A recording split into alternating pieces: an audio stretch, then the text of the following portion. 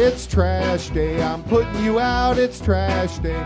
Putting you out, it's trash day. I'm putting you out of my mind. It's trash day, I'm putting you out, it's trash day. I'm putting you out, trash day. I'm putting you out of my mind. Now I'm gonna clean up, now I'm gonna clean up, now I'm gonna clean up the house. I'm taking all your garbage, taking all your garbage, taking all your garbage. And welcome back to another Can Crushers podcast. It's the weekly show. Yes, it is. And this guy is just moving in, apparently. No, you know who's back. You know who's back because last week I had so much fun and we really did a great job on predicting All Out. But did we?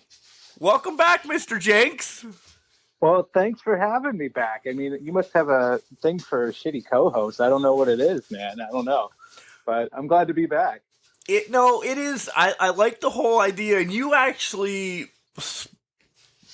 sparked the word I'm looking for? I don't know. You actually sparked that once somebody does predictions, it would be pretty stupid if I wouldn't have them back on. So you did predictions last week with me.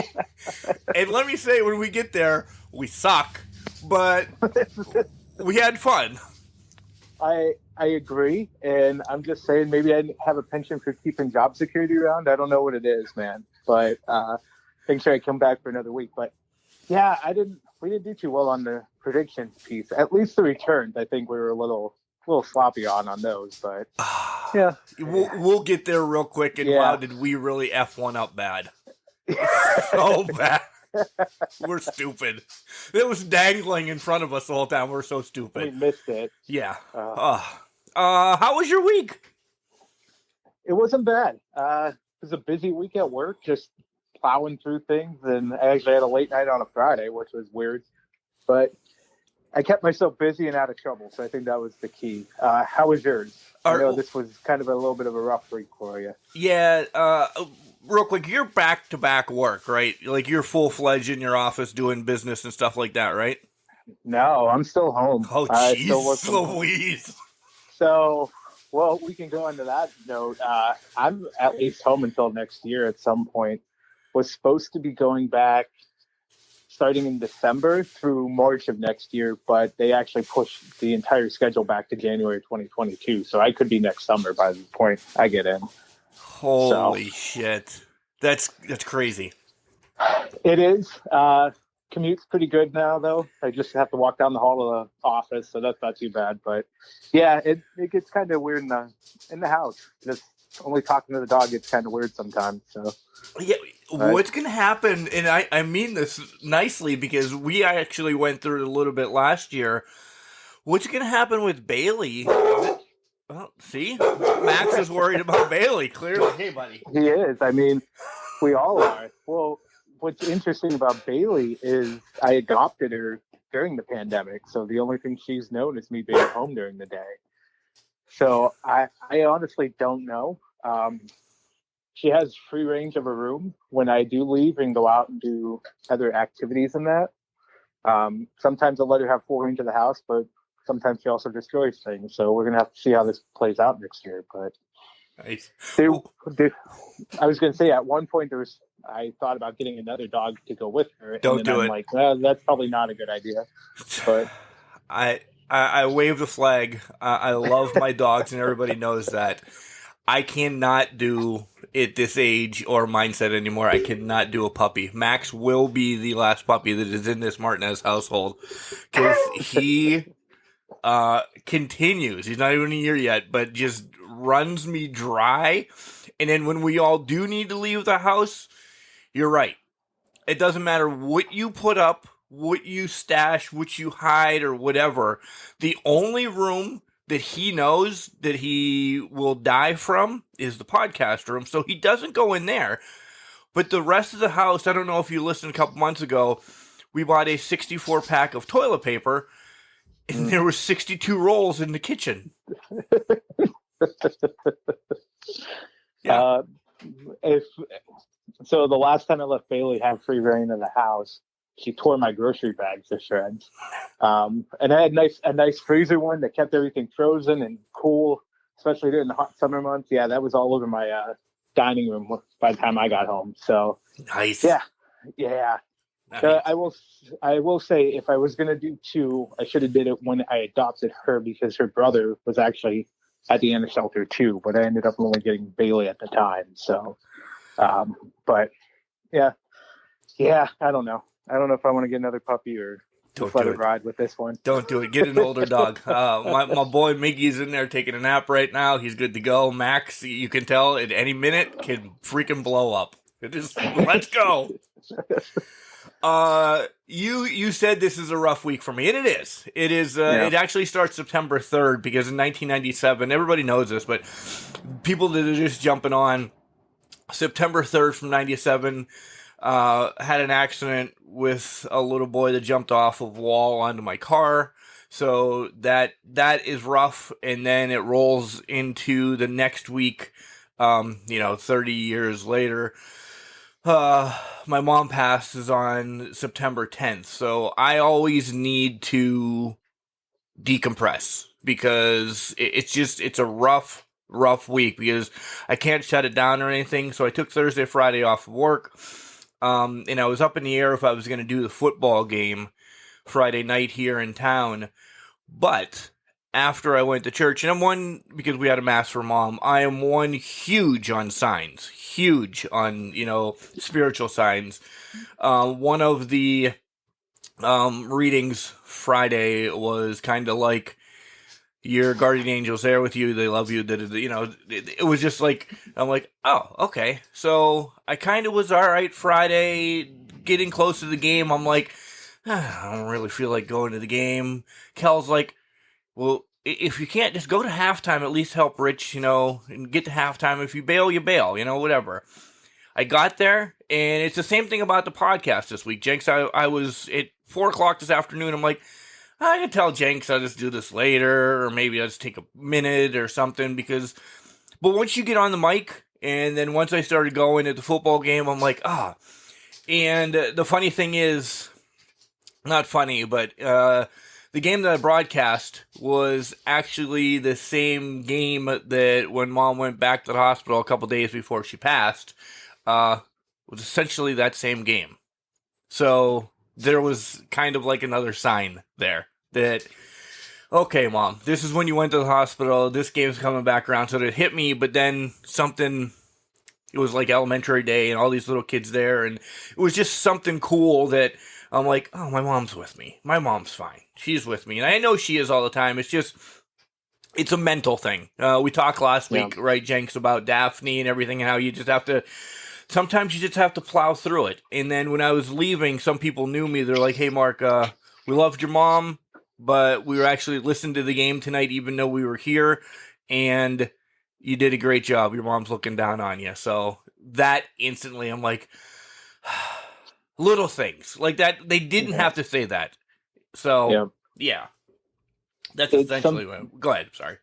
Oh, no, you're good. And all I was going to say is sometimes it just brings you that peace and that knowledge of knowing they're there. Mark, you know this. Your listeners probably don't know this, but I lost my dad about 6 years ago now. It was hard. And every year around July, middle July, when he passed, it hurts and it overtakes your mind and you start thinking about things. And sometimes, as weird as it sounds, things like calling a football game or broadcasting, things that bring you peace, can actually give you that hope to get through it and just bring you that solace of, I know they're there and this just feels right to be here. It takes your mind off of it. It helps out a lot. For me, it just helps. For me, I usually watch a ton of wrestling or something during that time because it's just things I enjoy. And it just helps me. It helps with the escape. You know they're there. They love you dearly. They still will, and they'll still watch over you as a guardian angel. So, but yeah, I completely understand how you're feeling in that. And I'm sure you did a knockout, bang out job, just like everybody was telling you after the ball game. So sure, yeah. Listen next week when I'm flying solo by myself. You got this. Thursday I was in a mood to play video games. So that was my day Thursday, just to go nuts and play video games. I looked high and low again. I really want a flippin' college football game that's on like a new generation or something. And I just, because I'm not minding Game Breakers 98, but I don't want to play a whole season on the Odroid. I want to play it on, something. I almost went back and bought another 360 just so I could have, this is how horrible I am. I almost bought another 360 just so I can get NCAA 14, which was the last one out there. So my wife would have killed me and I did not. So I'll tell you what, this past spring, I think it was, I found NCAA 13 for the 360 for about $30 on eBay, and I bought it because I wore my NCAA 12 down that it cracked and it wasn't working. And that is legitimately the only game I play on my 360 right now. So that's the only reason I still have the 360, so I can play NCAA football until they actually come out with the new game, whenever that's going to be in the next, for PS5 or whatever, the next 2025. Yeah. So I'm right in the same boat. I love playing that on the 360, and that's literally the only game I play on the 360 right now because I have a PS4 to go with it. But yeah, that's exactly. I have a PS4, and I thought maybe no, it's not. And I knew it wasn't backwards compatible, and I'm just like, how can I mod something in there? And I'm not that smart to mod something in there. And I'm jonesing bad. Yeah. We have a what the hell, Xbox One. Is that backwards compatible? Yeah, I thought so. I think all Xboxes are backwards compatible, to be honest. So if I can get Ethan to let me put that in the podcast room, because there's no way in hell I'm going to play a video game in a 14-year-old boy's disgusting smelling gross room, and as cool and clean as he dresses and everything, he's still a 14-year-old boy. Right. So I don't know what's in the room. I go in there and say, "Good night, buddy," holding my breath and leave. No, I'm kidding. But sure, I'm not getting that out of his room. But I need to figure something out, because I tried playing Madden again, thinking, "Oh, and Madden's not the same." I want to play I want to start off like Ball State. They lost to Penn State today, or even Tennessee that lost to Pitt. And I'll get there about what I did today too, Jenks, because I'm sure you have something to see. You have family stuff going on. But I didn't watch football all day. But I still want to start with a low scum bum team, and after 10 years, make them national champions. That's half the battle of NCAA football. Oh yeah, I did. I love doing that as well. I think I did it with, the last team I did it with was Middle Tennessee State. I remember doing that. Yeah, I took them to the promised land. Yeah, I go really deep south, and literally, I think I usually hang around Tennessee and Kentucky, because I took Western Kentucky too at one point. This is how much I played that game too, and why I cracked NCAA 12 is because I just played the shit out of it the entire time. I'm also trying to find the backwards compatibility for you, Mark, to let you know if NCAA goes on there while we're talking. So, oh, good, because I'm watching the Louisville Eastern Kentucky game as we talk. So the one game I did see today was Oregon Ohio State, because I am a Ducks fan, surprisingly enough. So I made sure to watch that game, and thank goodness they beat Ohio State in Ohio State. So yeah. But that was a shocker. I did watch all the Pitt game against Tennessee, and it was a great game. Then I went outside, and I did the manly thing. Not that it's okay if you're a woman and like cutting grass and stuff. Went outside, took care of the grass and weeded and everything. That I'm like, okay, I know I'm going to do the podcast tonight. So I listened to the Penn State game as I was doing that, knowing that they were playing Ball State, and it wasn't going to be close. So I didn't need to watch it. And then I came in and got supper ready, and, I'm like, what horrible game can I watch right now on ESPN Plus? And since I know some people in Louisville, and we're going to talk about somebody pretty important from Louisville here in a little bit, I thought, let's watch this in-state rivalry game. And it's 13-3 right now, and it's really, I don't know how Eastern Kentucky has 3. That is closer than I thought it would be right now. Was it second quarter right now? Or? Yeah, 5 minutes left in the second. Jeez. But That's really close. Louisville has the ball back, so don't worry. Okay. By the time we get done recording, it will be out of the freaking water. Well, with Louisville, they kind of shocked me with the Ole Miss game. They were not in that a lot for most of the game that I saw. No. When they played earlier this week. So I guess it doesn't surprise. I guess I shouldn't be too surprised that they're letting what was it, Eastern Kentucky or whoever it was hang around? Yeah. Eastern Kentucky hang around a little bit. I'm actually getting Jenks. This is no shit. If I could take a picture to you and send it right now. Daniel Spencer, OVW referee, says Pittsburgh still sucks. Don't worry, Louisville will win this game because he's there. All right, we're a wrestling show though. We're done talking college football. I know that's going to be our next podcast. That might need to be. I think we can make that work. Oh, we could. And it's have some random people jump in here and there with us. Oh, my God. Oh, yeah. It'd be fantastic. I'd be all with it. I'd give you my password for ESPN Plus. Not that you're allowed doing that, but I would do it anyway. I have my own, so it'd be perfect. We can figure this out. Yeah, cool. Yes, let's do it. All right. Last Sunday night was, I don't like the AEW switch their pay-per-views to Sundays, by the way. I really don't. Yeah. Because 12:30 when I'm going to fucking bed to wake up at 4 after getting done texting you and your co-host Cody, my ass was dragging. In fact, I was 5 minutes late on Monday. I was gonna text you Monday morning, but I figured I'd let it ride for the week and see how it played out. But it did not play out. But just an overview, real quick. This has been the pay-per-view of a decade for me. And we'll get into everything. We really will. We're going to break this shit down hardcore. But this was a pay-per-view of a decade for me, Jenks. I don't know about you. So you're saying decade. I'm saying maybe top 5 all time for me because this was just fantastic. Except for the bathroom break match near the end. But it was top to bottom one of the better pay-per-views. One of the ones that I've been most enthralled in God knows how long. I've never been this excited to watch a pay-per-view in my life. And quite some time. I won't say in my life, but quite some time. So, yeah. 2 matches I didn't care about, and we'll get to them. And the first one was a 10-man match, which was on the buy-in, or whatever the hell they call it. It's just too much for a 44-year-old guy. There was just no consistency in that match. I don't know if it was a bunkhouse stampede match or at one point there was one-on-one, and then until the end of the match, there was more than one person in the ring the whole time. And I'm like, God, this is too much for me. I'm not saying they're not great workers and the match didn't flow well and everything. It was just too much for my brain to comprehend what the fuck is going on.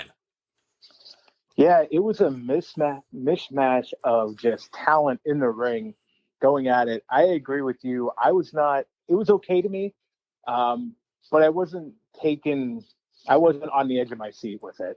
So I figured the ending would be, Jurassic Express and Best Friends winning it. If they didn't win it, I'd be absolutely surprised by that. So, yeah, just nothing really of note to talk about with that. No. Except now there's, for some reason, kicking off an angle trying to shave Orange Cassidy's head. So I don't know what's up with that. But yeah, I don't know. Yeah. Then we get Dan Lambert right off the bat with the Men of the Year. Okay. For the last 3 shows, and everybody's going to think, Mark, you just said you love this pay-per-view. I do. Out of 6 out of 6 beers, the way that we rate things, it's definitely a 12-pack. But there's little points that I'm like, what? Dan Lambert and the Men of the Year have to do something. They've talked in the crowd for 4 weeks now. Do something. That's all I have to say. Well, and to that point, what is Junior Dos Santos, and I can't remember who the other fighter was with him, why are we bringing UFC fighters if they're not actually going to do anything in this? Is it just to point out, hey, I got UFC guys walking with me here? Or yeah. What's the point of that? And I'm with you. When is Scorpio Sky or Ethan Page going to actually have an impact or do something to force the issue and force their name and force their supposed power onto people? It was a throwaway segment, I feel like, and just something to have Dan Lambert talk for about 5 minutes or whatever it was. My thought was, are they still trying to get this whole? Because last time we saw Ethan Page in Impact, it was when he fought himself as Karate Guy. Are they trying to get that taste out of our mouth before they actually let him do something in the ring? That's the only thing I'm thinking. I love the guy. I saw him a couple years ago at WrestleCade in Winston-Salem, North Carolina. And he didn't have to do a shtick. He's a great wrestler. He really is. Scorpio Sky is, this isn't a smack to him, is a new Too Cold Scorpio. He can do that same stuff that Too Cold Scorpio is doing. So they're great. I just need him to do something. Yeah, let's get him involved in some sort of storyline, even if it's not even for anything important. Let's get him in a storyline. Best Friends, Jurassic Express, let's do something with him. Then we had the match that started the show, Miro against Eddie Kingston, and this is where everything just took off. I didn't think this was going to be the first match because it was a pretty great match. But wow, did they start off, just like I said, great. This match was hard. It was just an awesome fight from the beginning, and I'm happy the way it ended because it's not over. I think this is a feud that can continue. Completely agree. I mean, this was down and dirty, nitty-gritty fighting that just looked good between Miro and Eddie Kingston. Miro still looked like the monster he is. Eddie Kingston looked like the badass fighter that he can be, the scrappy fighter. It was perfectly done the way they did it. And then the low blow with the Machka kick to win it, I think it leaves the door open. I'm hoping for even better, bigger brawl. Maybe a street fight or something between these two later down the line. So I think they could hit it out of the park. It was beautifully done. Exactly. The low blow. If Miro went over clean, I would be like, oh, man, that sucks. But he didn't go over clean. So that's perfect. He had to bend the rules. And Eddie's one that if we would ever get this TNT title, whatever, I don't think he keeps it long because that title's not meant for him. Mm-hmm. I don't think Eddie needs a title. Everybody loves and respects him so much that, okay, if someday he does get the AEW title, that'll be cool. But everybody loves Eddie for being the hood rat that he is. Yeah. Yep. No, completely agree. I would not be upset if Eddie didn't get a title. He has title shots and just does business with people, fights them, takes them to the limit. So if he never gets the title, I'm perfectly fine with that because Eddie is just great. He's all elite. Great. He's all elite, right? He's all elite. And I said all out, and I didn't mean to pun in that, but we're going to go with it now. Yeah. So this is going to be a deep dive. No more deep dive. Next match. Again, I'm shocked the way they kind of had these matches bounced around and set up, but it was Mox against Kojima.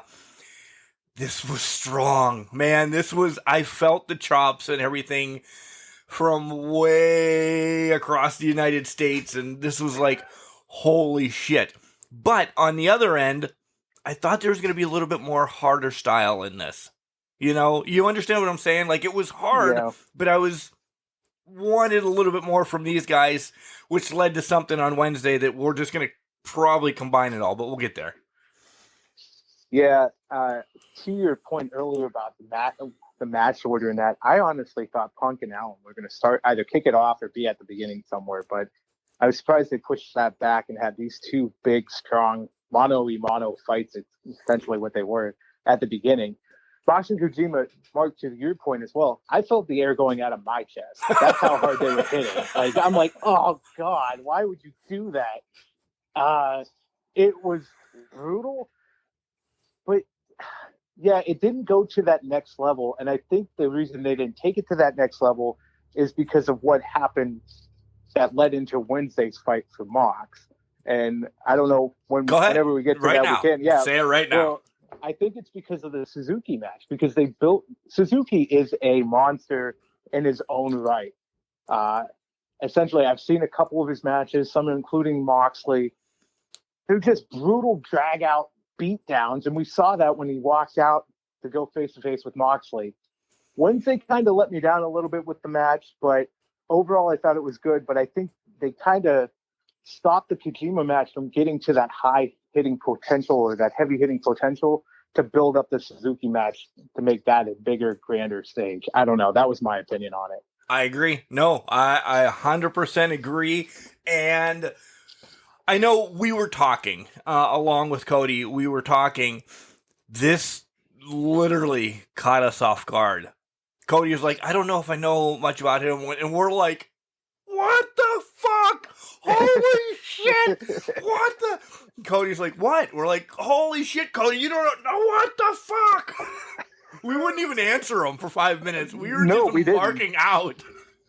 Like, we were losing our shit legitimately. Like, I don't know how Cody never heard of Kojima. And I gotta ask him this. We gotta follow up on this. I'm sure he's gonna text us because he listens to the show every week. So, but that was one of the biggest builds, I think, last year. Mox and Kojima just going at it in Japan at one point. And, man, the fact he has never heard of Kojima just hurts sometimes. It hurts a little. Suzuki. It still hurts. It hurt almost as much as the chops did on Sunday. That's where I'm going with that. But, yeah, Suzuki. Sorry. I don't know why I said Kojima, but Suzuki, yeah. That's who we just fought. Yeah. Yeah. Again, that was a great one. The pile driver that Suzuki hit. Oh, just I've always said that Paul Orndorff did the best pile driver in my book. Well, scratch that, because that pile driver just took over. I loved it. It was kind of like Cesaro's package one, but Cesaro, I don't think, no disrespect to him, doesn't do it as well. Suzuki just literally drove his head down and held him there for a second. And you're like, all right, you can just fall aside. Yeah. It was a lot better done. I think the only not better, I will say the one that had rivaled it at some capacity was when Kevin Steen at the time, was doing the package pile driver to, I think, Sami Zayn at one point on a ladder in the Indies, or El Generico, if you will. El Generico.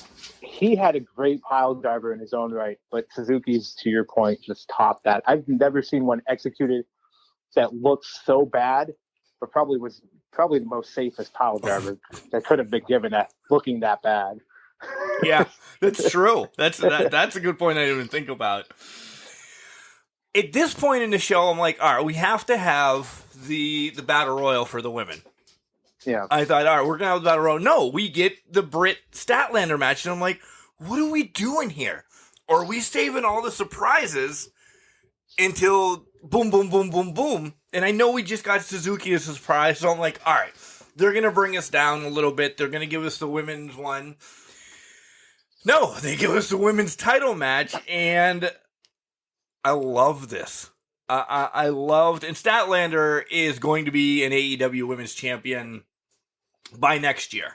No disrespect. I love Britt, and I legit talked to Britt last Friday night because she knows that the St. Mary's Flying Dutch are taking on the Punxsutawney Chucks, where she's from, and she legit wanted to know because she's got some family playing on the Chucks.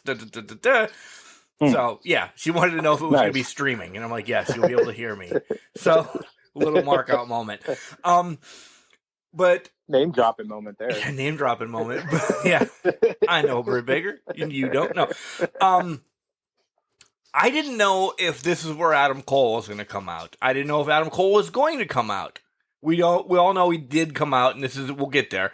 But I'm like, maybe this is going to be Adam and Britt coming together. Nope, that didn't happen. Nope, that didn't happen. It was just a normal, no disrespect match, which was a great match. Yeah, it was fantastic. I loved, well, they did a little bit of foreshadowing in the match, at least in my opinion, when they hit the Pittsburgh Sunrise. Right? That was beautifully done, I thought. And in hindsight, it was foreshadowing. I want to go back because in that match, the character break by Orange Cassidy was so well done, where he just yells at Statlander to get up and get in the ring, and he's getting red in the face, just trying to pump her up. I love that because that put even more pressure, but more build up into the match. It made it feel even more important. of a match because it's for the women's title. It just built it up that he was pumping her up even with the laid back attitude that he had. So I thought they did that excellently, and the in-ring work was fantastic during that. Yeah, he's never spoken that loud in his life. No. So I love that. Great point for bringing that up. I didn't write it down, but I do remember that he was just like, "Get up!" Holy shit! I marked out, no pun on your name, but I marked out for that because I'm like, holy shit, he just yelled at her. Right. And I'm like, where is this coming from? This is fantastic. And that's just a smart booking, I think, or a smart move on their part. I do too. Yeah, I think so too. And I think that is foreshadowing, again, something's going to come out of this now with Orange Cassidy. I really think so. Yeah. Yeah. Go ahead. No, I was agreeing with you because there's something between Chris and him. Something's happening there, and I agree. There's going to be some sort of storyline or something coming up with Orange. We'll see what it is. We get Andrade in the back talking about his travel issues, and we don't get a match. And I was bummed because I thought maybe Andrade would be like, oh, hey, let me just go out there and beat somebody up. At least a 2-second match and have it be me, you, Cody, Moochie, the English for somebody would just show up and he would just crush and say, hey, Pac, you bastard, I'm coming for you Friday night anyway. But no, they didn't do any of that. I was like, okay. It did, though, foreshadow what happened on Friday night on Rampage. So, well, it kind of bled into what happened on Rampage with him and Chavo. So, yeah, and then when we talk about Rampage, I have a lot to talk about there because I think I know what's going on. Okay. I hope you do too, but we'll get there. That's in the hot takes. Yeah. That's going to be in segment number 2. The match of the night. I never thought I would say this in my life. I'm a Young Bucks fan. I am a Young Bucks fan. I called this match, though. Let me tell you that the Lucha Brothers do win the Tag Team Championships, and I love it, but I need a pair of Nikes that have tacks on the bottom of it. These sons of bitches were the biggest heels in the world. They don't even need to sniff the titles ever again because they are complete assholes. And you know how wrestling is yourself multiplied by 100 or whatever? Mm-hmm. I don't know the Young Bucks personally. Like I know Britt Baker. No, I don't know the Young Bucks personally. There it is. That's 2. Can we get a third one by the end of this? Oh yeah. I really think these guys are assholes. I think when they were fan favorites with my air quotes, I think that was them playing I think these guys are son of a bitches because the story is you do your best shit when yourself by 100. These guys are assholes, and they drug me in and out. And if they would have kept the titles, I would have been fine with it. I would have been mad that I got my prediction wrong, but this was unbelievable what they did in this cage, Jenks. I felt you, Cody, and myself literally have a sigh after the match going, oh my God, I'm glad my wife wasn't in this room because I have to clean up.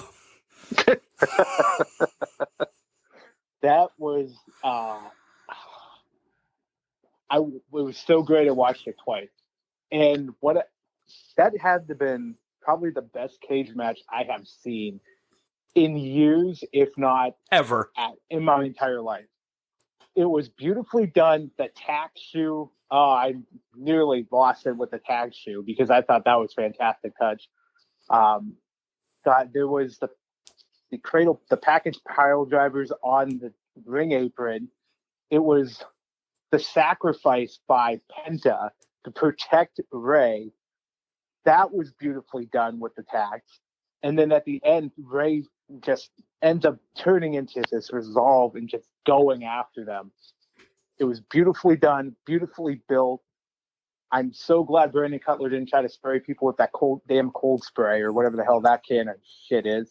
Right. But it was the show stealer, and it was so much in one match that told a beautiful story.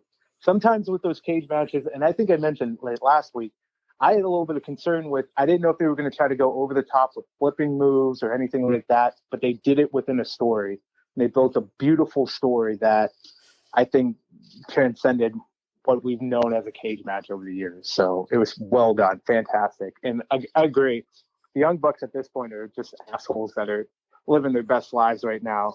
I don't know if you ever watched their Being the Elite show on YouTube. I've watched that a couple times, and it seems to be 100% kicked into high gear in their wrestling performer, whatever they do in that show versus that. So I watched it once in a while, and it was when I was just despising them. Now I'm joining their fan club. So, yeah, just because of that. I'll get to what they did this week because I won't give away too much of it.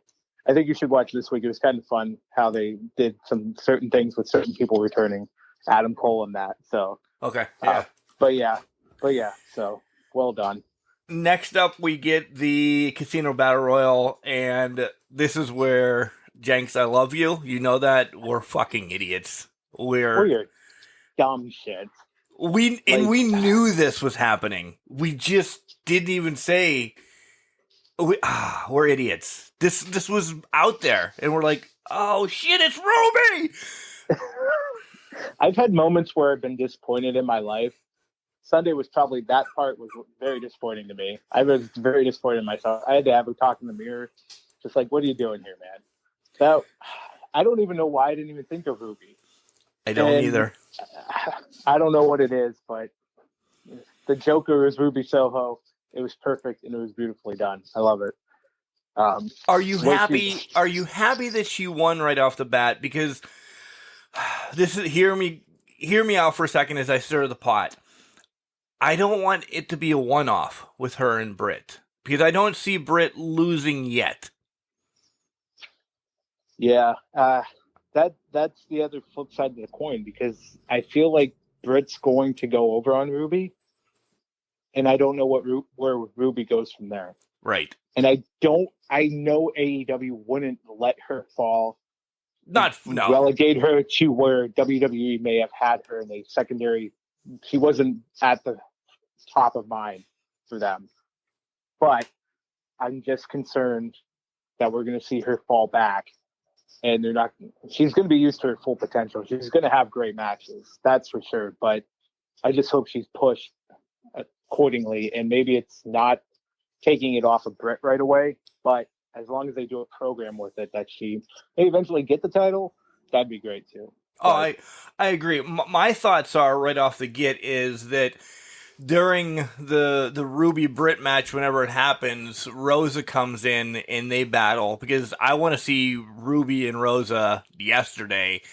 And then Britt can go on to take on Red Velvet again or, anybody again while they develop themselves because there might be some people that don't know who Ruby Riot or Soho is, and they need to build up a little bit about her character, and I think that would be perfect for her and Thunder Rosa to go at it for a little bit. That's why I didn't, when she came out, I'm like, shit. I knew in my heart of hearts that she was going to win, but if Rosa would have won, another match with Britt would have been okay for Rosa, even if she takes the loss, but they don't really want to do that, then Britt has two on her. That's why I think maybe like Jade should have won because however Britt then beats Jade, she can go back and be a monster. Maybe she's got to find herself and get rid of Mark Sterling, something like that. They can build. I was just a little upset that Ruby won and now she gets the shot right off the bat. And what you just said. So hopefully. Yeah. And let me go with Jade. She dominated that match. And that's what I thought was going to happen. And historically, when you look at Battle Royals, if you have a big, strong person dominating a match, they're getting out at some point. Someone is throwing them out. That was my fear with Jade, was she was going to be that strong person, that heavy hitter throughout the match, but somebody was going to eliminate her. And I think it was Nyla Rose that ended up eliminating her from the Battle Royal. So that was my concern with Cargill. Usually throughout, from what I've seen of pro wrestling, WWE, AEW, back anything, in WCW, anything, you see that heavy dominating presence in the match get thrown out. Yeah. So I figured that was where Jade was going to get. They were going to relegate her to that role and check her out. She'll be a champion someday. I think she's going to be a women's champion at some point. and it's going to be one of the more dominating runs that we've seen in a long time. After my friend Britt Baker's. So after your friend Britt Baker's, I'm not, well, you never know. She could end Britt Baker's. Oh, let's not talk about that. Let's talk about a match that we were both wrong on again. But again, after the steel cage match until the end of the night, match of the night, you can't pick one. Because MJF and Jericho, the story was there. The story of Jericho losing was a half a millimeter away. And we're like, oh, man. And then all of a sudden, Jericho gets the win. And we were shocked. We were like, he's got all this shit coming up. How is he going to squeeze the tour, the cruise, the this, the that into this and still commentate on Rampage when he does? And I'm like, how's it? I don't know. I don't know his travel agent, but Jericho's still around. He is. I think they had a nice swerve in there, though, when they had MJF technically win the match and then restart it. Because at that point, I don't think I put this in the text message chain that we had, but I was flabbergasted that was the way it ended. Like, I almost felt like, oh, my God, he was lost, but he didn't lose. His foot was still on the rope. I was kind of upset. They had me hook, line, and sinker, Mark. I thought this was going to be how he'll take a break for a little bit, and then he has, Bryce Remsburg come in and start a fight with Aubrey or somebody. I didn't think it was going to all pan out that night. I thought this is going to keep him to be able to come back in a month or two or whatever. Yeah. That was a good thing. And it also, throughout the match, I don't know if you thought this too, but it felt like almost Jericho best hits night, because he was hitting the Lion Saw, he was hitting the Code Breaker, he was hitting all of his moves, and I'm just sitting there like, oh my God, this is like a career retrospective about to end this career. And then they did the swerve with the restart of the match, the transition from the salt of the earth into the walls. It was beautifully done. God, they had me hook, line, and sinker. And let me just say, that Heat Seeker MJF hit on the apron, oh my God. I know. I went. I know. I thought, all right, well, they're going to roll him in, and that's it. This is the way it's going to be done. He doesn't need the salt of the earth. And this is where we're getting late at night now. We really are. Yeah. We're all still buzzing and everything. It took me a bit to go to sleep even after this pay-per-view. Yeah, it took me a good hour and a half. Yeah, because I was on Twitter, I was everywhere, I was rewatching debuts and all that. It was one of those things where you're just so hyped up you can't go to bed. But man, yeah, I feel you. Next match, Darby and Punk, and at first it started off as, and I'm all right with it. 7 years out of the ring, that it was just a basic match, and I'm like, all right, they're going to give Punk a basic match to start, and he's going to slowly, just something weird, or maybe Sting's going to turn. My mind's going the whole damn time then. And then, nope, boom, Punk hits, and then we're getting GTSs off the top fucking rope. We're getting goddamn coffin drops through anything, and I'm like, holy shit, first match back, because it's 7 years, Jenks. When Punk left, he was not Tommy Dreamer, but he was like the innovator of violence for himself for that 7 years ago. Yeah. Wrestling has changed dramatically since Punk left, but that was a great showing. He blew me away. I was thoroughly impressed. After 7 years, he was right back into it. And I don't know what fountain of youth he found. Definitely wasn't WWE Z-Packs anymore. He was on fire. He was good. This is what I've grown to love about CM Punk. He is so good in the ring, and he was still good in the ring after 7 years, and it brought a smile to my face. And I thought Darby Allin was the perfect opponent to help him break back in and have that first match. It was fantastic. Yeah, because Darby losing does nothing. He is so over with the children. He's legit the now innovator of violence. He is the new Tommy Dreamer, the shit that he does. So he doesn't ever need to win a match, and people are going to buy his merch and go nuts for him. Yeah. Some things he does just concerns me about his health. I don't know what his thought process is, or what he's thinking about, but man, he does some things that I'm just sitting there in my 33-year-old body thinking I would never walk again if I did that. So I don't know if I wrote it to you because I had 3 groups going at one point during the night. If I wrote it to you, the English professor, or Lupino, saying, I love Darby, but he's not long for the business because of what he does. You know, I don't see Punk, I don't see Darby at the age of 50 wrestling. He's going to be in a wheelchair. Yeah, the coffin drop, even the coffin drop alone, if he wasn't doing anything else but the coffin drop, that's a lot of wear and tear. And then we talked about, there was that one point he did one through a coffin, onto the apron, the flat back with Punk in the ring, too, just felt like it hit concrete. He's got he's not going to be long in the business. You're right. You're absolutely right. Because he's going to do too much wear and tear to his body. And that's going to be unfortunate because he's a tremendous talent to have around. So maybe change it up in a couple of years. It could happen overnight, but hopefully he changes it up. Next up match is the bathroom break. No disrespect. It's QT against Paul White. I legit went to the bathroom because I told you guys I had to go for 3 hours. Because we're definitely late into the show, and I'm like, what the hell is going on? Why is this match before Omega and Christian? But they did it right, because they had to bring everybody down. Yeah. Go ahead. No, I love JR. I love JR, and the news is out that, he's going to be stepping away from the commentary table to do more like backstage interviews and everything. He called him the Big Show. I don't know. I'm not throwing on him because he's, sometimes he's sick. JR is JR, and we messed up, but we're not JR. He struggled during this match. He really struggled. And like I said, I don't want to call him out to make us sound like bad sons of bitches, or me, because I'm calling him out, but JR. In this match, okay, you can go. Yeah, I love JR.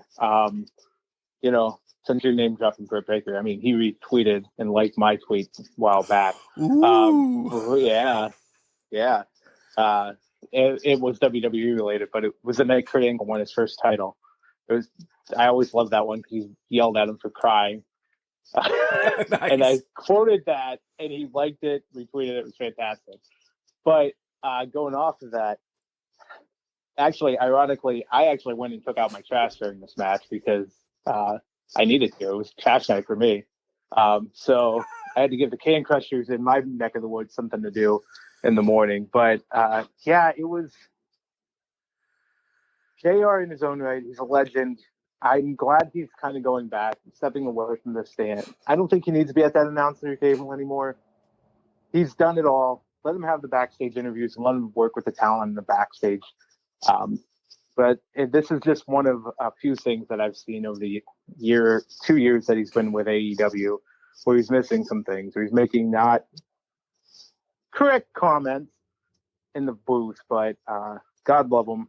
He's still a legend in my book. It's time for him to walk away and do some more backstage stuff. Love the guy to death, though. Yeah. Oh, and Paul White wins, by the way. Yeah. Well, yeah. Big Show. Sorry, Paul White won it. That's how much we cared about the match. We talked about JR. Omega and let me rewind 1 second because you guys love the Lucha Brother entrance, and I don't know. I just actually wrote it in my notes right here. Still pissed off at it. You guys love the Lucha Brother entrance. I fucking hated that. And there's the F-bomb for the night. I hated that. That was so... I'm not a big fan of when they do live entrances. I don't care if it's Triple H. I don't care if it's me or anybody. I'm not a big fan of it. And the Lucha Brother one was god awful. Yeah. Bailey's probably going to join us here because my neighbor just got home, so she's going to bark at him through the window. But I enjoyed it. I enjoyed it a lot. Was it my favorite live entrance? No. And there's sometimes that they do live entrances across all companies that are just, that's miss. They're not good. This one I thought was good. I thought, although I did think that they were already on stage before they came out in the headdresses, so that was completely missed on me because I thought the people in the white robes were the Lucha Brothers for some reason. I don't know if I was confused or what, but obviously confused. But I mean, I thought it was a good entrance. I tend to pump them up a little bit. I know you absolutely hated it. You said in the text message, and I don't know. I thought it was good. Was it the best one I've ever seen? No. And it probably doesn't crack the top 10, but I didn't mind it at all. Okay. Main event time, Kenny Omega against Christian Cage for the AEW Championship. Did you hear that Kenny Omega ate in a Waffle House in Charlotte prior to heading to Chicago? That was his entrance. His announcement. Yeah. When they said that, I laughed. I marked out for. I'm an idiot. Stupid stuff like that, and I'm like, oh my god. First of all, how can you eat in a Waffle House right before you get there? Because that's all just gonna be sitting in your gut, you know? Yeah. Maybe that was to build it up. Like, oh man, maybe he just didn't care about Christian, or maybe he was just build him up. He wanted to put a handicap on the match. I love when AEW does this because one of the favorite things when Hangman Adam Page comes out. It's a little tagline they put above his record every week. Yes. Where it's just, he's had 5 beers or like he's drunk or he said, I think one time he said, I don't care what you put there. And they actually wrote that on the line. So AEW, I love how they have fun with that. But the Waffle House thing, man, I've never had Waffle House and I feel like I'd regret it as soon as I walked into a Waffle House. Although I hear it's a rite of passage or something. You'd love. First of all, the atmosphere is amazing there. Depending on which one you go to, it's so good. It's like sitting at 10th Avenue or maybe 5th Street of parts unknown. Yeah, it's phenomenal. People watching. In the food one right across the border, by the way. Is there really? In Ohio. There's one right across the border. We need to make this happen. I want to be there with you. We need to make this happen. All right, back to wrestling. Yeah, back to wrestling. The match itself was great, but come on. We can't talk about the match unless we really talk about what happened after the match. Because it was a great match. And I really do just want to fast forward it. If you want to say something about the match, go ahead. But the whole story after. The whole story after, let's talk about that. One thing I'll say, the one-winged angel from the top rope. Oh. Holy crap. Yeah. Fantastic. That was the best way to end that, but I jumped for that one. But okay, let's go again. Let's do it. Adam Cole, well, he's saying nobody can beat him, this, that, and the other thing, and Adam Cole comes out, and I felt it right off the bat because his shirt, the Elite, was so big that I'm like, okay, we're getting Adam Cole tonight. Wednesday, we're actually going to get Bryan Danielson. Nope. Adam Cole super kicks Jungle Boy. He gets the kiss from the Bucks, and I'm like, all right, we're going to go off the air with that. Perfect ending. He starts a shtick again, saying bye-bye, and then here comes Bryan Danielson, and I don't know. I'm getting tingles again right now talking about it because it was beyond perfect then. Setting up so much that I saw a meme earlier this week about WWE was overlooking AEW 2 years ago. You know, it was a Tom and Jerry thing. And then they grew where they're the same. And then with the 4 people, Ruby, Cole, Danielson, and Suzuki pumping out on this pay-per-view alone, they have overtaken them. I don't know if you want to say in money or anything like that, but in wrestling fans' hearts, AEW is now must watch. Completely agree. The ending to that pay-per-view was perfect. I can't tell you how many times I've actually watched each individual entrance debut. I've even rewatched the pay-per-view to watch them again. Because that is how it was almost a ground-breaking turn that shifted the wrestling industry. And I don't want this to sound like we're overhyping it or we're putting too much behind it or thinking too much about it. But in my opinion, this just changed the game. The entire thing has completely gone to the wayside. I'd rather watch AEW every week than watch WWE. That's where I stand right now. And we'll get there in hot takes. Yeah. Yeah. Because this was fantastic. The Cole thing, yeah, big letters, he has a lead on it. He wasn't attacking, he just went looking straight at him. You felt like it was happening, and then when I saw Jungle Boy getting up, I'm like, oh, he's gonna kick him, isn't he? Yep. And sure enough, he kicked him square in the jaw. The Bebe's back with the Elite, and then D-Bry. Fight of the Valkyries. My heart just grew 5 times the size that night when I heard Flight of the Valkyries and then Bryan Danielson, coming down. Man, words, like you said earlier, cleanup happened. Yeah, words can't describe it, man, because that was just. I audibly screamed, woke up the dog. Bailey was up, like, "What are you doing, you crazy son of a bitch?" And it was unbelievable. It was electric. it really was. I was talking to the 2 other garbage men about wrestling, and they could give 2 shits about wrestling, and I'm like, "But this happened." But they're like, "We fixed our truck this week, and we did." I'm like, "No, but you don't know what happened on wrestling last night at 12 o'clock at night, and that's why I'm 5 minutes late. But we went drinking. But Bryan Danielson's back, and he." That's my life. I don't know how you do it. Well, I feel that way at work too, because I'm the only one at work except for the Mooch, who actually works where I work. But Right. they did the the press conference afterwards where they had Cole, they had Danielson. It was fun listening to him. Bryan Danielson had a great quote. I think it was during this press conference. I remember hearing it during the week, but it was, you could show a non-wrestling fan great wrestling and they would get it instantly. I think if you showed them something on this pay-per-view outside of White and QT Marshall, they would get why the hook was there and why people were ecstatic and why some wrestling fans would just want it injected into their veins at that point, because that is how great they did that. Yeah. Oh, man. I already gave away my ranking as well. We could talk about this for another 3 hours. We really could break down everything, but literally one of the best pay-per-views I've seen in decades. Out of beers, Jenks, I give it a 12-pack, and we only rate on 6. So I would imagine, just being a dick, you're there too. Oh, yeah. You know what? I'll give it a baker's dozen just to one-up you, because I think it's that good. You're an ass.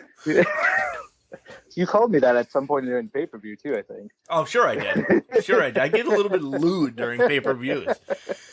All right, we are going to move along. We're going to get to the second segment, but before we get to the second segment of the show, we're going to talk about Collar and Elbow. But before we talk about Collar and Elbow, homeboy, Al Snow, doing the right thing this past Thursday in Destin Beach, Florida.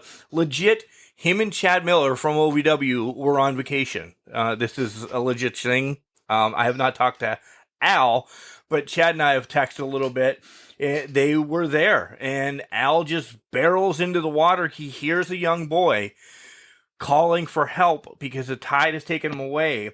He just dove into the water and pulled this boy out, and you read everything from TMZ now, and he says, hey, it reminded me of Shad Gaspar's story, and he really didn't want that to happen.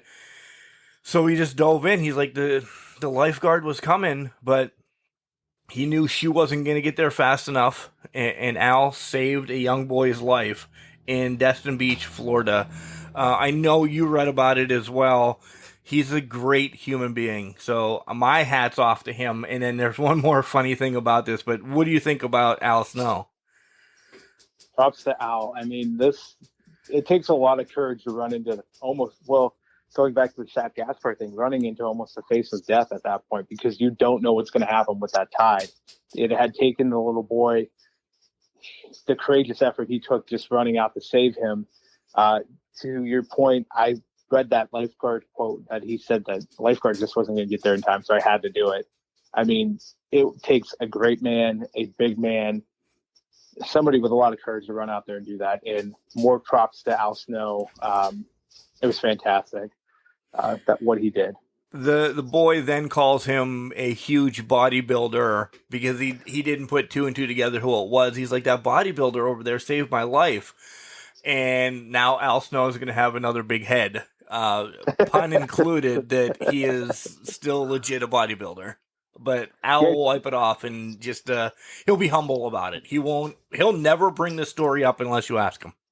Yeah, which is a good thing because there's some people that do it for the fame and the glory and that, but Al Snow more obviously than I do, but there's some people that are just like, you know what, this is just another day in the life, just trying to help out and save the future at that point. So yeah. Props to Al. Head over to Collar X Elbo, his apparel business that he has as well.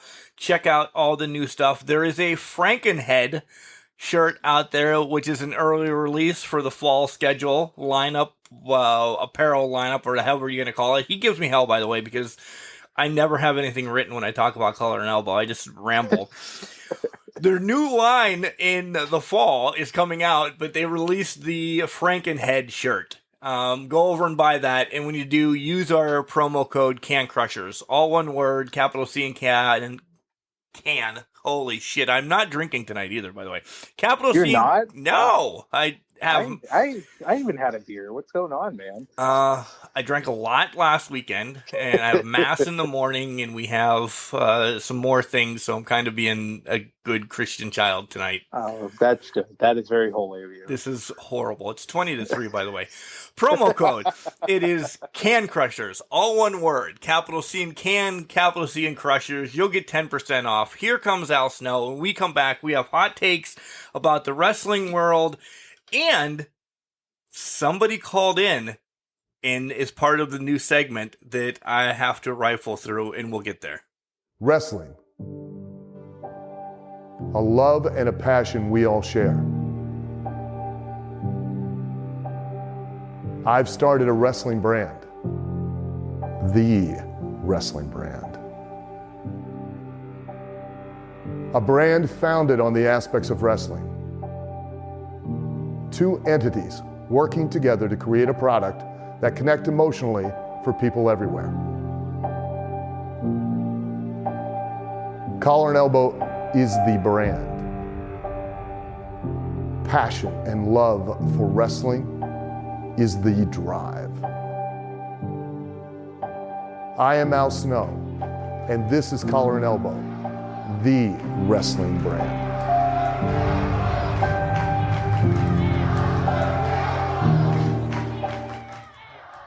Hi, this is Carmen Chaos. You are here listening to the number one podcast of the goddess. It is Can Crushers, so keep listening. And welcome back to Can Crushers. Jenks is getting the full effect on editing. I can't even talk. I have orange juice. I don't know. What are you doing over there? I don't know. You need the Maker's Mark. Where the hell is that at? It helps. It really does. We're back for part 2. And Jenks is getting the full editing as we go on the show because I'm doing stuff as we're going, this, that, and the other thing. But hot takes, and then during this segment, we have a phone call that has been recorded. We have a couple of them, but this is the first one I want to start with when we get there, Jenks, because when you hear it, oh my God, it's unbelievable. Of course, I hear these ahead of time before you guys do that's going to be on the show with me, but good Lord, this guy has put out a hell of a card. We asked earlier this week on Facebook, give us a Dynamite card. You know, here's the matches, book 5 matches, and tell us.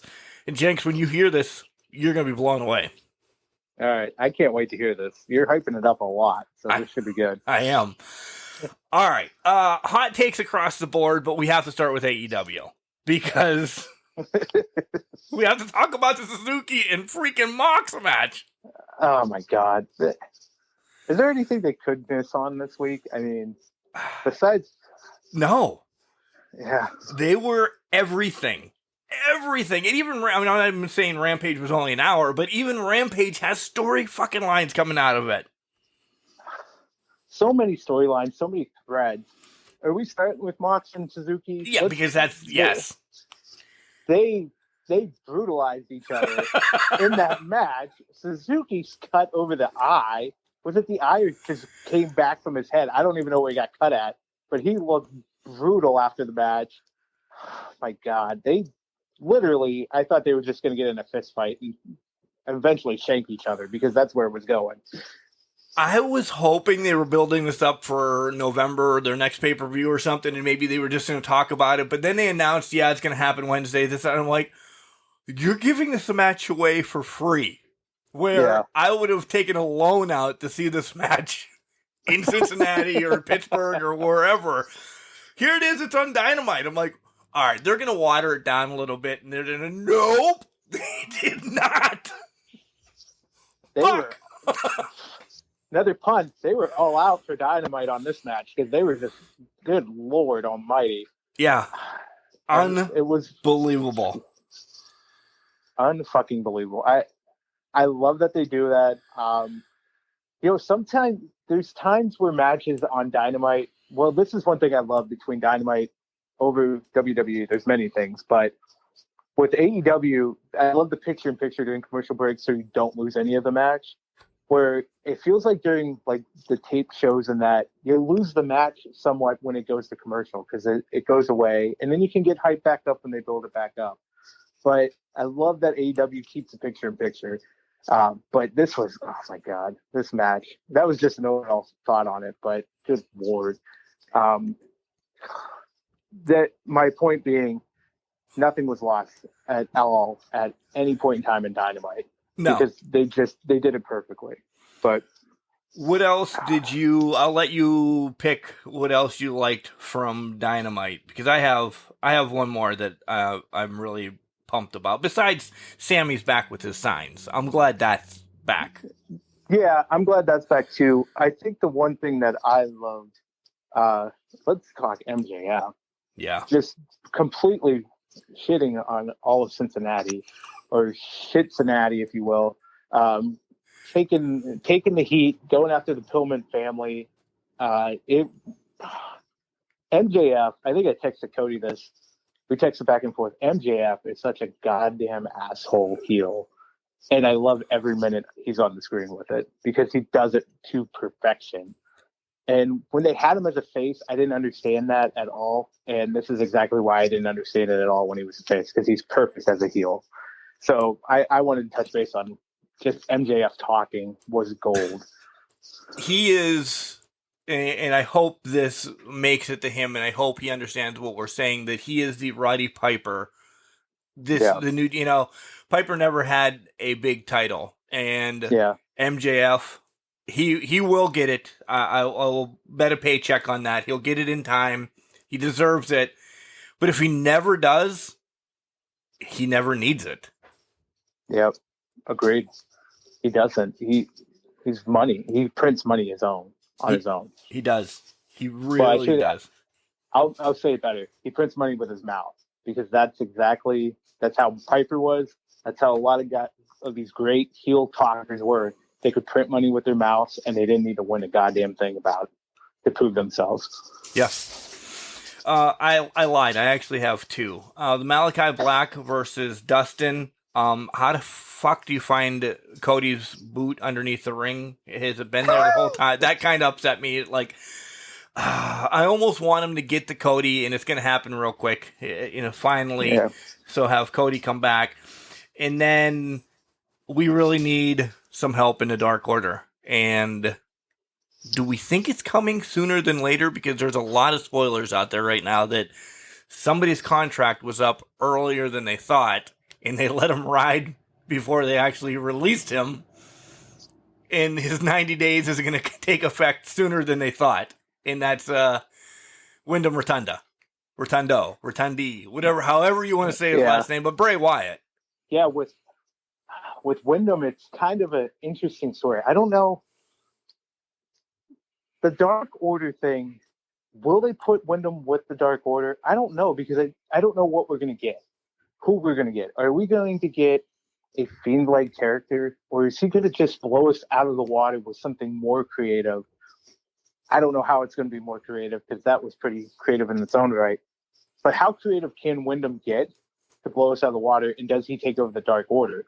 I think at some capacity we're going to see them try to put Anna Jay into the Dark Order lead, but I don't think that's going to pan out, or it's going to be almost like that, the messenger type role. There's going to be a leader coming soon, and then we can speculate off of that. But my thoughts, actually, with everybody saying about Bray Wyatt and everything coming, I'm okay with the Dark Order going away in general, because it was kind of Brody Lee's thing, and it's sticky right now that I don't know. I think the Dark Order is going to be always like a comic relief type of storyline with them, where I think there's going to be a much deeper burning hatred from whatever Bray Wyatt's going to be called. So I don't think he gets thrown in there. I think he's actually the person that eliminates all of them.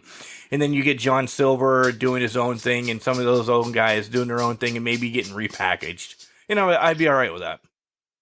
yeah, yes, to that point, I could see it where it does break up, but some of the members do fall into a Wyatt family type scenario with Wyndham, whether that is Evil Uno turns up to be a follower.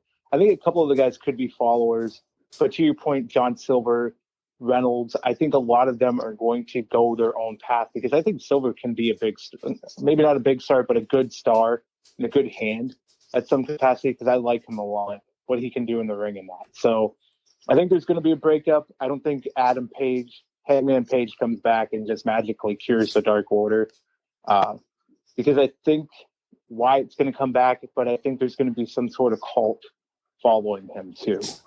Yeah, I agree. And we'll get there. We'll get there in time. Maybe you'll be on the show again with that. Yeah, maybe. Rampage. Do you have anything else on Dynamite you want to cover? No, to that, the Malachi Black Dustin match was okay. There wasn't really much else. Actually, I wanted to get your take, because Punk and Team Taz now, what's your thoughts on that? I don't know. I think it's just what Punk said. He wants to work with younger people. And I think, Hobbs needs some work. And I think Punk would be somebody great, or even Ricky Starks to work with. I think Hook's a ways off before we actually see him in the ring or something. But Ricky Starks against Punk, I that would be good for a while. But you know how we're both huge Punk fans. I want him in a big storyline right off the bat. And I don't think the Team Taz is that big yet. So I'm kind of disappointed that that's what's going to be his first one. But I think he's back around to a huge match by November. I don't think this lasts till November. Yeah, this is probably the in-between segment until then. But to that point, he's going to build this team. I think he could push Team Taz to their potential, or where they could get closer to a potential. Because I think we've heard a lot about Hobbs. We've heard a lot about Starks. Starks is going to be a star at some point. I think he helps build them up. He might not lose to them, but he's going to help them step up their game a lot. And I think that's going to help them in the long run. So I kind of like this rivalry from the sense of it's going to build this younger talent up. Yeah, and that's exactly what he said he's coming in for, so that's a bonus. I like your take on that. I'll have to look at that another way as well. All right, Rampage.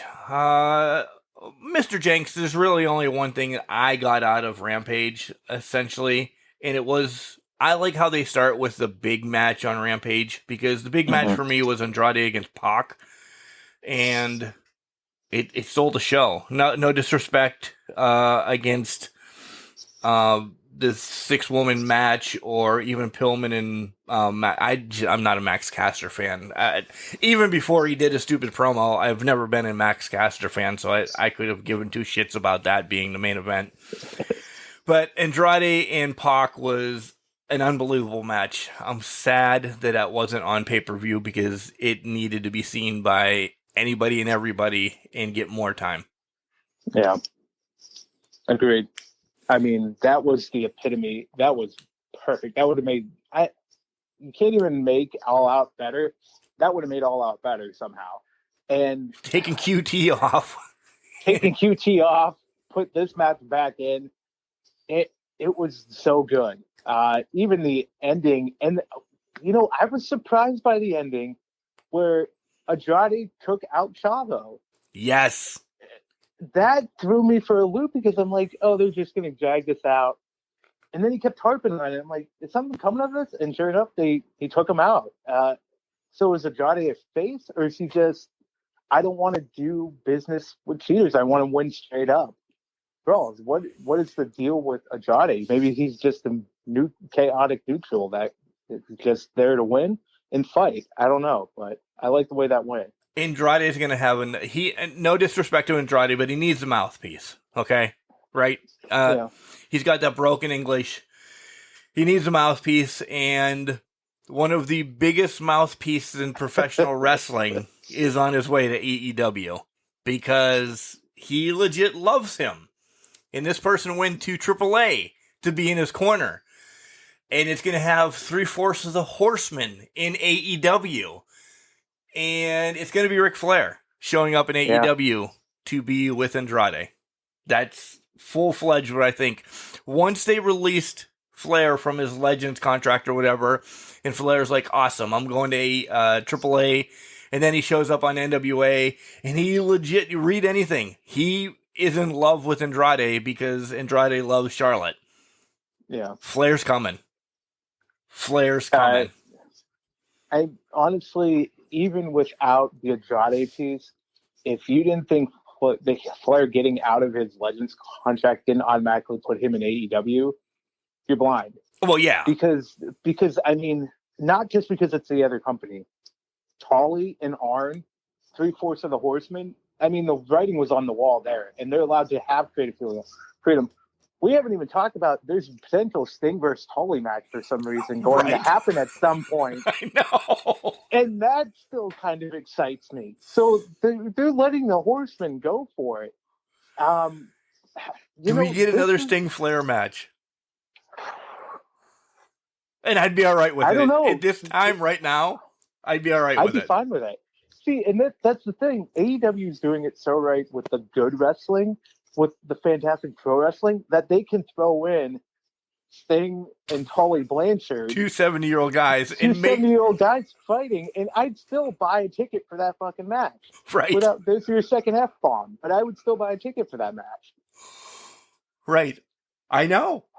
Because they have everything else packaged so perfectly that, all right, you're going to give me, again, this is going to be the throwaway match. You're going to give me QT against Big Show? I'll deal with it because I just got Punk and Darby, or I just got MJF and Jericho. I just got a 12-star match of the Lucha Brothers and the Young Bucks. I'll take a 5-minute Sting and freaking Ric Flair at the age of 75 apiece. Give me it. You know what? And I'll sit there and watch it, and I'll have the same passion and love because I'm still hungover from the other matches. Right. So it's because they sprinkle it in. It's not week after week. This is what you get, and that's the what the other company up north is doing. Well, yeah, they're heavily entrenched in having the legends or the bigger names pounded into your skull. They're letting wrestlers be themselves in AEW, which is fantastic, which is what it needs to be. I keep saying fantastic tonight, but that's the word of the week this week for me, because deep dive. It's a deep dive because they let the wrestlers do what they do best. You hit these marks, we're golden. Yeah. Do what you do in the ring. Be free. That's what pro wrestling is and should be, not structured entertainment that you tear up 5 minutes before show to rewrite and have them put out there. And then who knows what the hell you're going to get. Exactly. So prior to going on the air, I'm going to bring down the fourth wall of Can Crusher Nation. Neither one of us watched NXT because as of right now, there's nothing there grabbing us. Adam Cole's gone, and I don't know. It's just not. It's not the same all of a sudden. It doesn't, and it hurts kind of because I do love Samoa Joe.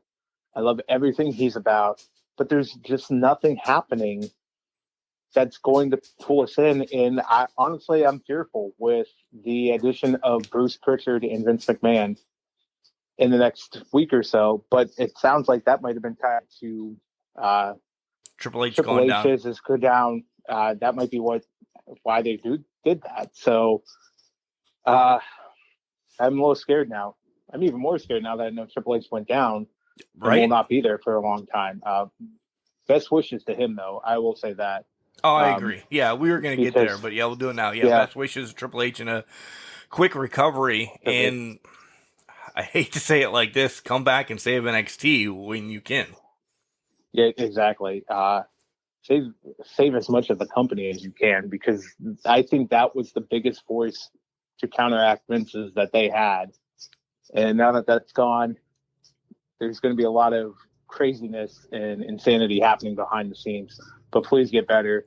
I wish you all the best. I love what you did for NXT, so hopefully he'll be back soon. But all right, shifting to WWE in general, Jenks. What did you pull off this week? Because they weren't horrible. I'll put it like that. I've seen worse shows from WWE, but I mean, not much. I'm kind of surprised going to Raw. What's going to happen with Lashley and Orton? I'm kind of surprised that they're actually doing that's going to be the pay-per-view match. Yeah, is going to be Lashley versus Orton. I thought Goldberg was going to be back at that point. They're saving that for the Saudi show. You know, the October pay-per-view is in Saudi. You know what? That's a good point. I totally forgot about the Saudi show. So yeah, I think it was all right. I mean, there was nothing too much of note on Raw to really go off of. I'll be interested in seeing how this whole pans out, because now Lashley and MVP are in the tag title hunt. I think just to build up this rivalry. So yeah, that's what I took away from Raw. The Flair Nia thing, they actually turned now into a storyline, and they now involve Shayna, which kind of brings that whole thing to a screeching halt. And now Alexa's in there as well. So we aren't really going to get, which we thought last week we were going to get a banger match of the Extreme Rules between Flair and Nia. Now we're going to get Nia against Shayna, probably, and then Flair against Alexa, which, all right. And I'm still over the Alexa being the fiend that she is, because I don't like it as much as it is. And the draft is coming up in a couple weeks. Woo. That is true. Yeah, that's a good point. I was into the Alexa thing until Wyatt got released, because then it seemed like, well, what's the point of this character and gimmick now? Right. Because I thought, because that was building up to something. I'm not saying it was going to build up to a match between Wyatt and Alexa, but it was building up to something else that kept me enthralled with it. Now it's like, okay, where are we going with this? I think Alexa is a great talent. I don't know what kind of funky things we're going to get at Extreme Rules. I don't think we're going to get an eye versus eye match, but thank God. Right. Or a swamp match. Maybe we'll get a swamp match between the two. Who knows at this point? But swamp match. God, that thing. I don't mean to bring up bad memories, but that was something else. Putrid. SmackDown on the other side, though, I didn't mind. Like, I like the whole Lesnar, thing. I'm a fan of the Bloodline. I do like that. And we have in the next couple weeks to talk about. I want you to get your opinion in a little bit too, because there's two other contracts that are coming up that fit AEW perfectly. But SmackDown in general, you talked about liking the Brock thing a little bit, and we're both kind of sad about what the Demon's gonna have end up. But I have a thought, so go ahead. Yeah, so I'd like to hear this thought too, but the Brock thing I thought was beautifully done. I like how he's trying to get Heyman into a corner with Roman and get the distrust happening there. I don't know if that's part of the plan or what, but Brock is jacked, and I think he's more scary now than he ever been. I love the ponytail. I do too. I like the Viking look that he's got going on right now. He looks more intimidating now. Taking out the Usos was the right move. I was glad they didn't try to have the Bloodline beat him down, so I'm good with that. And the Demon thing, that hurts because I know where it's going to go. The Demon is going to lose to Roman. No disrespect to Roman. I think he's a great champion. I'm a fan of the Bloodline. I'm a fan of what they're doing with it. I just don't want to see the Demon sacrificed to the Bloodline. I think that needed to be a well-protected character because he's not going to win the title unless Lesnar is going to somehow cost Roman the match. But that's kind of my 2 cents on it. Well, there's my thoughts. That exactly, you just ruined it. I think the Demon does get the title because Lesnar does cost him a match. This gets Roman Reigns away from the title for a little bit, that him and Brock don't need to fight over it. They can fight, whatever they want to fight over, cupcakes and whatever. But I don't think Big E's the one that beats Roman for the title. But I think Big E ends up with the title pretty damn quick. And that's where Roman gets it back by beating Big E at Royal Rumble. So all that happens in months. Brock beats the shit out of Roman. Demon gets it, keeps it for a month or whatever. Loses it to Big E because he cashes in nicely because he's a normal human being that likes to do stuff right. Beats the Demon. Brock and Roman take care of their business. Royal Rumble comes along. Roman fucking wins it again for the 900th time. And then gets the title back. Yeah, I guess my only counter to that is, does that still damage the mystique of the Demon? Not if he wins. Because he can lose the title as Finn Balor. Finn Balor can lose the title to Big E. Yeah. Well, no, that's fine. What I'm going with is Brock helping the Demon win the title. Oh, yeah. Now I'm there. I'm on that page now. I had to turn. So I would be fine. I'm perfectly fine with Finn Balor winning the Universal title. Do not get me wrong. I just don't want to see him sacrificed or lose the mystique of the Demon to win it, or even lose the match, but to win the title as well. So maybe that's me being overly protective of it. But I think that's such a unique character and such a good character that needs to be pulled out from time to time. Maybe I'm wrong, and maybe it works out just fine. But I just have some hesitancy about it being used in this situation. No, I completely see your point there. I really do. Yeah. I think it's essentially a lose-lose. And I hope this isn't putting the Demon to sleep because of that. And that's the other, that would be the other fear is, what if they just put the Demon in the guillotine? Yeah. And just make Roman that much bigger. But I guess we have to see what happens. I love where it's going with the storyline. I think to the point that you were making, I think the Saudi show is going to have Brock versus Roman. I think that's the next step in this rivalry is Brock's going to face Roman, whether it's for the title or not, we'll see. Yeah. But I think it's going to be at the Saudi show. Oh yeah, you're going to Brock versus Roman, and then Goldberg versus Lesnar. Lashley, I mean. Lashley. Yeah. Yep. Yeah. No titles on the line or anything like that. I really don't. Yeah. All right, so that's our fantasy booking for the next couple weeks. We had a few phone calls into the podcast number, and again, I'll give you all that stuff in the third segment after I let Jenks go and we just go over social media and junk. But Jenks, I want you to stay on this week because I'm going to play this person. Didn't give a name, so he remained anonymous. And earlier this week on the old Facebook, we put up, hey, give us your fantasy booking for a Dynamite. The guy called in, and here it is. Okay, I am going to be filling out my fantasy booking for an episode of Dynamite. I'm going to go based on the photo that was on Facebook. First time ever singles match. I'm going to have Miro defend the TNT title against Brian Cage. In a singles grudge match, I'm going to have Ricky Starks defend the FTW title against CM Punk.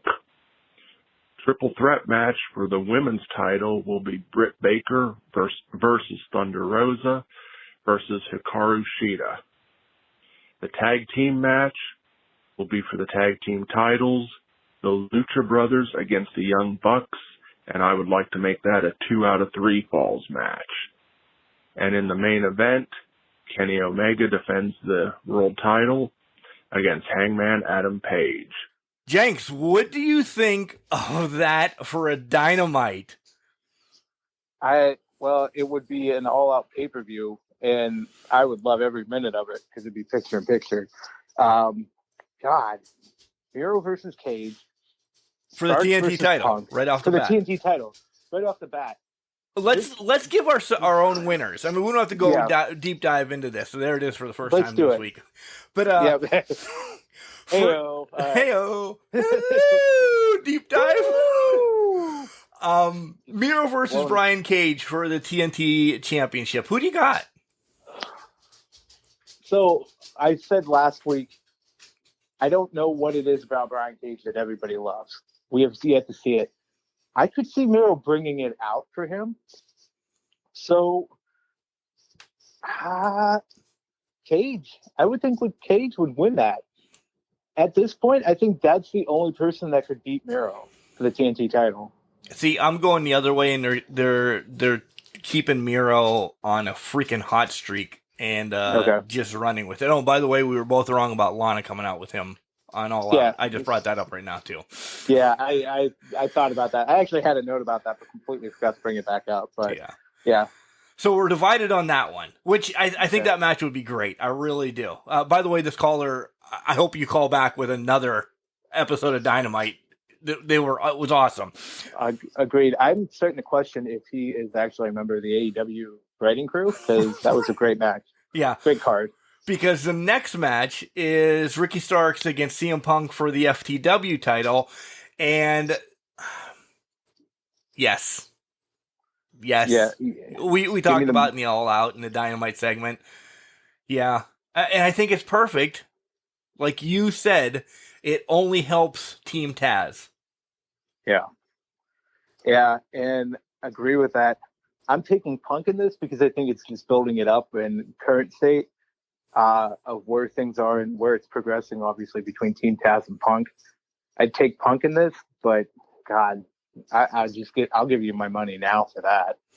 I 100% agree. I think the FTW title is great for Punk right off the bat, and then he could just shit on it, and maybe him and Taz have a match down the road, and Taz gets it back and does whatever. I think it's perfect. Yeah. Next match is Triple Threat Women's title match. Hikaru Shida, Thunder Rosa against Britt Baker for the Women's Championship. Yes, please. Yes, 1,000 times. Can we make this? I just want to make one improvement on this. Make it no DQ, because I just want to see this thing just go balls to the wall.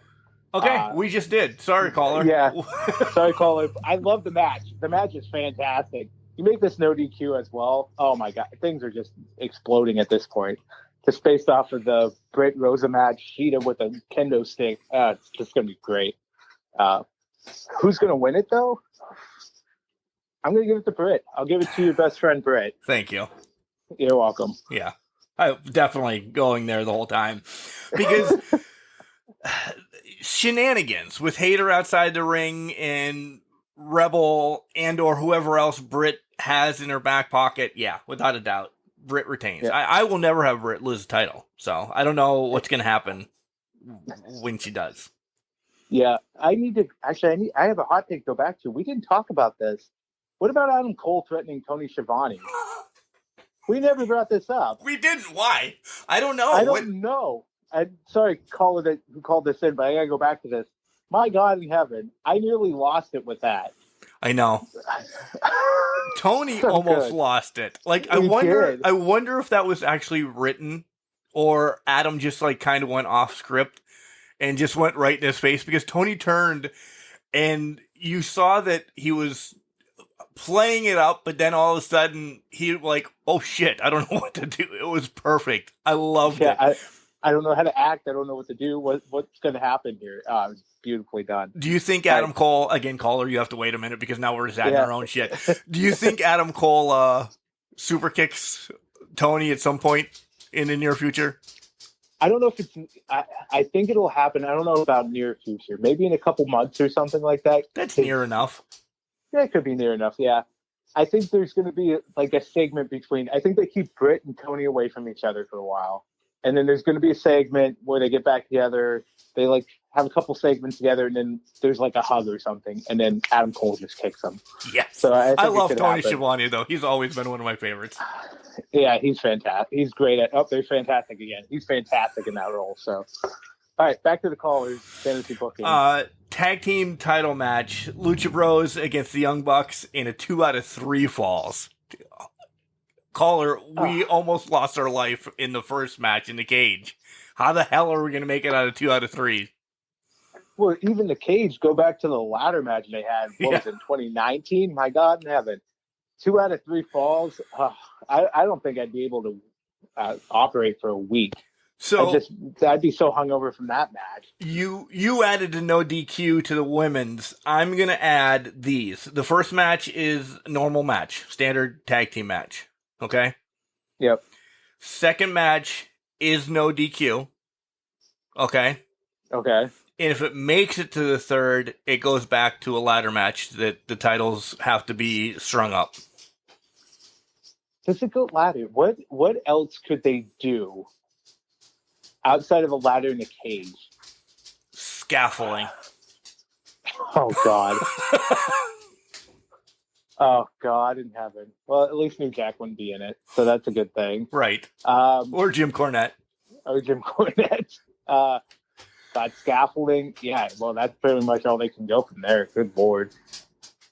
Or they're creating a new match. I don't know what they'd create, but they'd be creating a new match at that point. They'd have to do the Ready to Rumble match then. David Arquette. Yeah, electrified steel cage. It'll all work out. As you should know where I'm going. I said the Bucks don't need the title anymore. I'm going to give it to the Luchas just because. Agreed. In time, I want Pride and Powerful to be the champs. So. Yeah, I agree with that. We're getting to this next match. In time, this match is going to happen. It's going to be Omega against Hangman Page for the AEW Championship. As the caller wants us to talk about this one right now, we're going to pause. And Jenks, the way this is going, it's going to be Omega against Bryan Danielson, I think, right off the bat. Yeah, well, and here's where...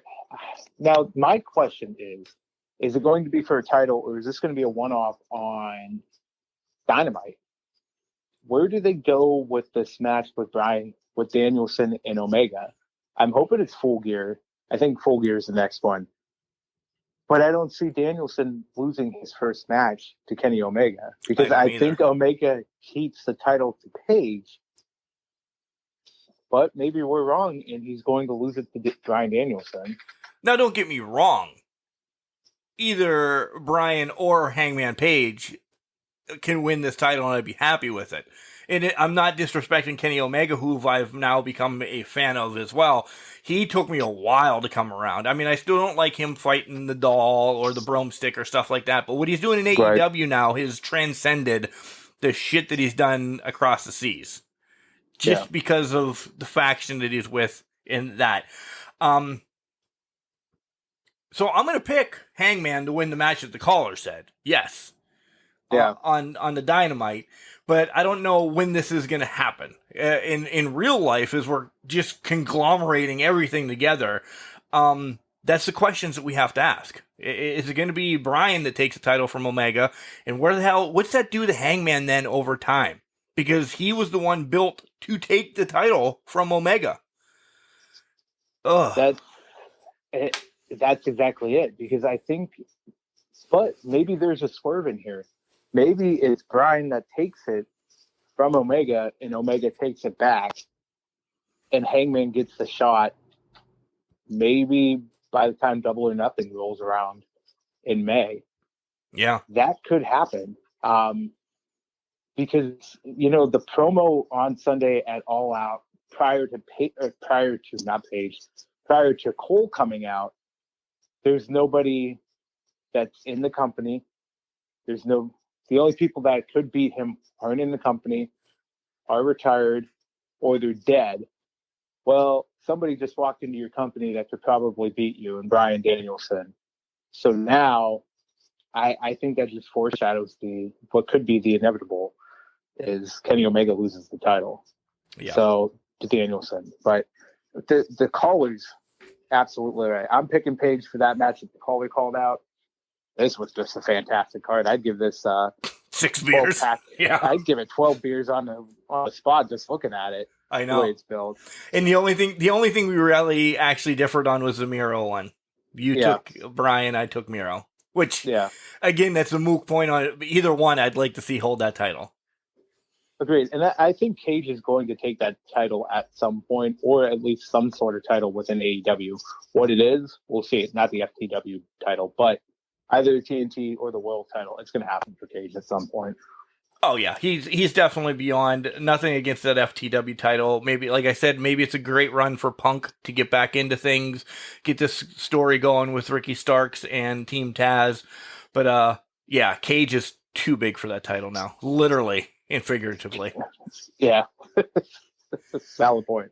So, great card. Another great episode from you, Jenks. I think you should just keep rolling with this and stock wrestling every week. But that's up to you. As long as the schedule allows it, I'll make it happen. Yeah. So. By the way, it's 36-3 with 11 minutes left. No, 10 something. Sorry, I was looking at a replay. Oh, no, it's not. He tossed the ball before he stepped over to the end zone. That's coming back from Louisville. Oh, God. So now, wait a minute here. So did Eastern Kentucky put in their second string then? Because it seemed like Louisville was not doing well to begin this. I think Cody and Moochie are in. Just saying. They took the freaking touchdown off the board. You need to watch this. He literally throws it out of his hands at the 1 yard line. What a jackass. No. That is the biggest pet peeve. Keep the ball in your hand until you cross the big white line. Huggins Bruce, I think his name is. Well, Huggins Bruce, that's a terrible. What are you doing, man? What is it? Come on, man. Come on, man. Come on, man. Pull it together. All right, Jenks, I'll let you go, and we'll work out a schedule because this has been a blast the last 2 weeks. Hopefully we get more calls. I like you doing these deep dive. Son of a bitch. I didn't mean that one. These deep dive calls from the... You meant it. You can't. I did not. You can't. You just love saying deep dive. I deep dish pizza. You know what? That's fantastic. Just to kind of counteract it there. Nice. All right, buddy. I'm going to wrap this shit show up. Thank you for joining me last week. Thank you for this week again, and then we'll get things squared away. Sounds good. Always a pleasure, Mark.